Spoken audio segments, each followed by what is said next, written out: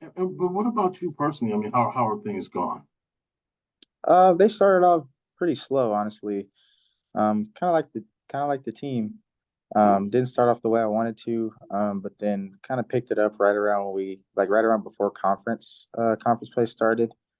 Um, and I feel like that's when our team really picked up stride. I kind of got going around the same time we had our little like 16 game win streak throughout the middle of the season there.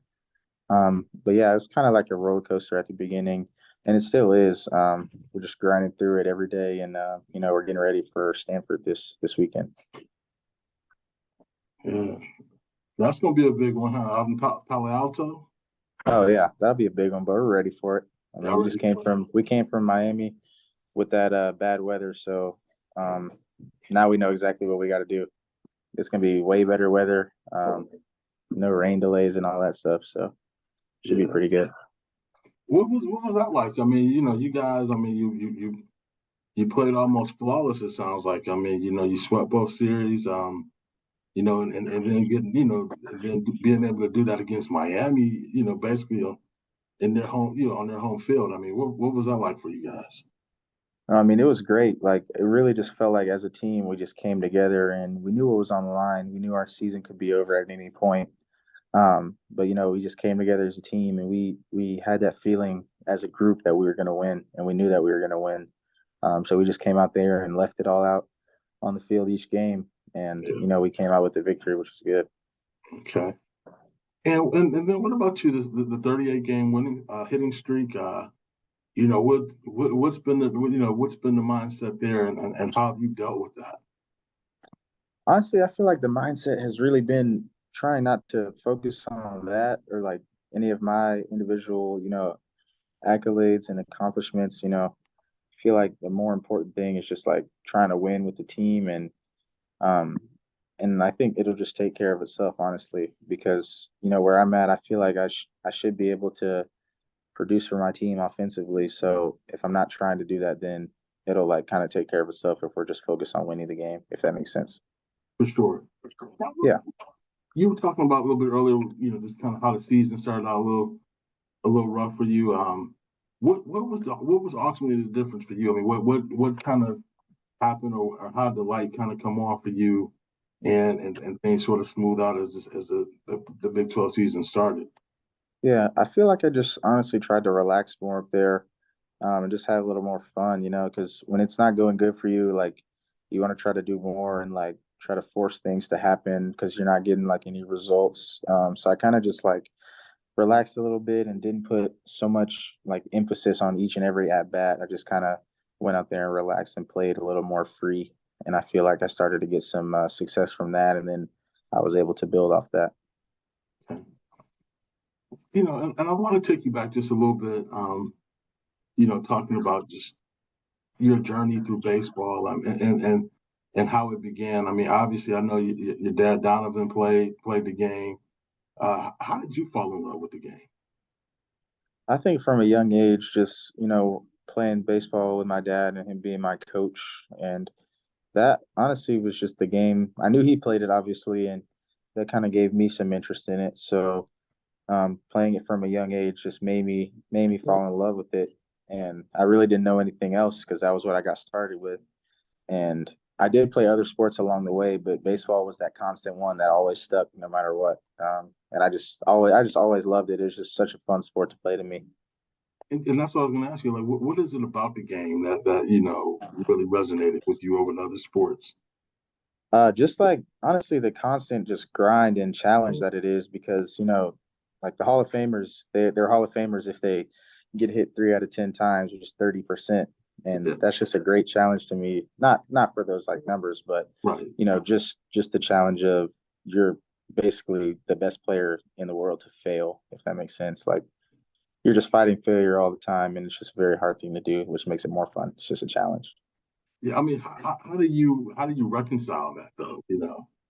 I've Oh, it's always hard. wondered. It's really hard, honestly. But at the end of the day, you just gotta realize to yourself that it's just a game, and you're kind of out here doing this to have fun and make new friends and teammates and just enjoy the journey. Yeah, So if you kind of get too bought into it, like you see how it could get hard for yourself if you're really like this is everything, life or death right here, like then that could be a lot more of a struggle for you. yeah. When did you kind of realize, that you had some skills in this and you had an opportunity to maybe take this to the next level? At what point, in that process did you realize that? I think it was probably around middle school Okay. where yeah, where I like really realized that I could probably play at the next level. Um, because like younger, I didn't really know much better. It was just like travel ball and all that kind of stuff. Um, but then once I got to middle school and then closer to high school, I was like, okay, yeah, like this is like gonna get serious for me, and like I started working a little differently and like understanding the game more. And then going into high school, it just picked up a lot more and just took off. Yeah.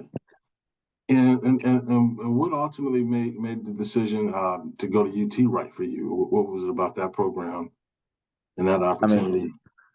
yeah, I mean, it's just, I mean, it's such a historic program, and like all the history speaks for itself. And within the baseball program, it's just like the tradition here, the winning tradition was like outstanding, and that was something I wanted to be a part of right away. And like you said, Michael Anderson, he went here. I had some grandparents who went here, so I mean, they kind of always like made me lean towards UT over the other Right. schools. Yeah. Yeah, they So were always kind of nudging you a little bit. yeah, Yeah, and so because of that and the nudging, that kind of made me like look into it a little more and be like, okay. Then I started watching. I'm sorry. I started watching some games, and then um, you know, got offered by UT my junior year of high school, and then after that, I was like, wow, that's like a no brainer for me. for sure. And what has this experience been like? The total experience, of these last few years in college at UT. I mean, what has it been like? I mean, it's been absolutely amazing. I mean, not everybody is fortunate enough to, in their first 2 years of college, go to the College World Series 2 years in a row, and that's what we did the past 2 years. So that had been outstanding for me to be a part of. And last year, I was fortunate enough to play in it, and I mean, it's surreal. You don't really know what you're getting into until like you're in the mix and in it every single day, and then you realize how special it is. Yeah. And so obviously that's the goal this year is to get back there. Clearly. I mean, and how important is that? I mean, for you, I mean, to be able to help the team get back there this year. I mean, that's everything you come here for, honestly. And being here at UT, that's the expectation every single year. So we know there's a lot at stake, and we know that there's a lot of pressure on our program coming into the season. But we just take it one game at a time and don't let anything get too big for ourselves, and we just kind of go out there and play the game and let everything fall for itself. Yeah. Now, how do you enjoy also? And I know I'm jumping out just a little bit here, but just the whole college experience. I mean, it sounds like you've really got the chance to, not just be an athlete or student athlete, but to really enjoy the experience and take part in different things. I mean, I know you play as Omega Psi Phi and that sort of thing. Mhm. So, what has that whole experience been like for you? Oh, I mean, it's all been great. Like coming into college, I wasn't really in any other organizations or like involved with much other things in baseball. So when I got here, it was freshman year, so that was the year that COVID hit. So there wasn't really much going around on campus. And then last year, we were really like excited to be able to just be free and be able to like roam around campus and kind of get an experience of it. And I mean, it's a very amazing, diverse campus, and there's a lot of good things going around with a lot of good students. And last year was the first year that we got to do in-person classes as well. So getting that experience of like walking around campus and like having to find your classrooms all over again and get interactions with teachers was really good for me. And then on the Omega experience, I mean, that was something that I'd been kind of interested in doing for a little bit. I didn't really think too much about it the first 2 years, but then during the fall, this past fall, I had an opportunity to pledge, and I kind of kind of talked to my dad about it and thought about it. And I honestly was very blessed that it was a great time because it was the fall. We weren't in season. We were still doing our workouts and stuff, but I mean, I couldn't have been blessed with a better opportunity and time to do it. And that was just a great experience as well. Being at a PWI and just getting that diverse experience in the Divine Nine was great. For sure. What, what's next for you? I mean, do you think about that at all? Like what's on the horizon. I mean, once you guys get through with this season and whatever it's going to be.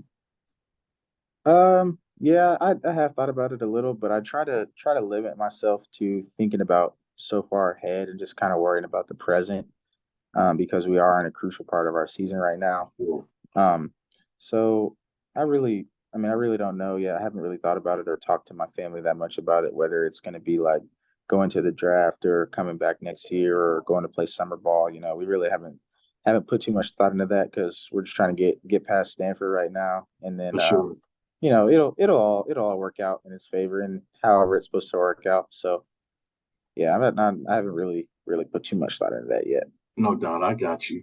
And I'm working on another story on African Americans in baseball, and and obviously the numbers haven't been what they used to be. I mean, in your coming up and through this game, I mean, what were your experiences like, and how did you deal with not necessarily seeing a whole lot of people like you playing the game?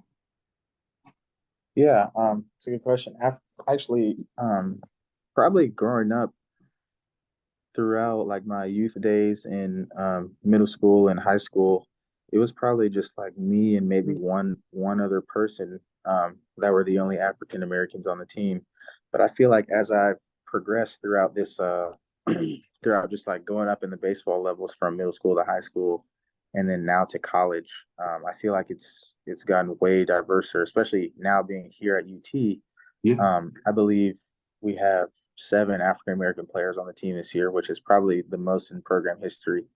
So it just keeps growing and it keeps getting a lot better, and I'm really excited to be a part of it this year. What do you think has led to that, though? The re-excitement in the game for African Americans. Um, I feel like I feel like we're just getting more opportunity.